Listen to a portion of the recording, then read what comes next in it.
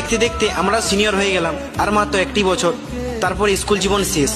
কিন্তু আজ একটা কথাই মনে হচ্ছে, স্কুলের প্রতিটা দিন, প্রতিটা বেঞ্চ, প্রতিটা বন্ধু সব যেন স্মৃতি হয়ে রয়ে যাবে।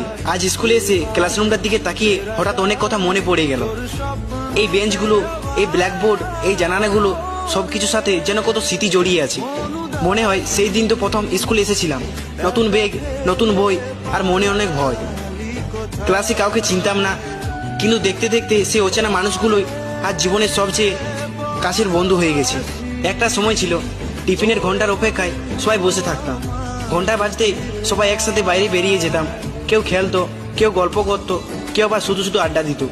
সত্যি ভাই, সেদিনের দিনগুলো দেখতে দেখতে আমরা সিনিয়র হয়ে গেলাম, আর মাত্র একটি বছর, তারপরে স্কুল জীবন শেষ।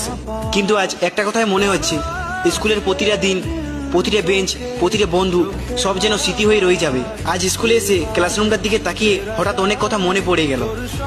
এই বেঞ্চগুলো, এই ব্ল্যাকবোর্ড, এই জানালাগুলো সব কিছুর সাথে যেন কত স্মৃতি জড়িয়ে আছে। মনে হয় সেই দিন তো প্রথম স্কুলে এসেছিলাম, নতুন ব্যাগ, নতুন বই, আর মনে অনেক ভয়।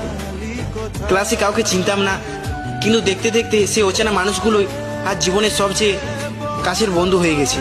একটা সময় ছিল, টিফিনের ঘন্টার অপেক্ষায় সবাই বসে থাকতাম। ঘন্টা বাজতেই সবাই একসাথে বাইরে বেরিয়ে যেতাম। কেউ খেলতো, কেউ গল্প করতো, কেউ আবার শুধু শুধু আড্ডা দিত। সত্যি ভাই, সেদিনের দিনগুলো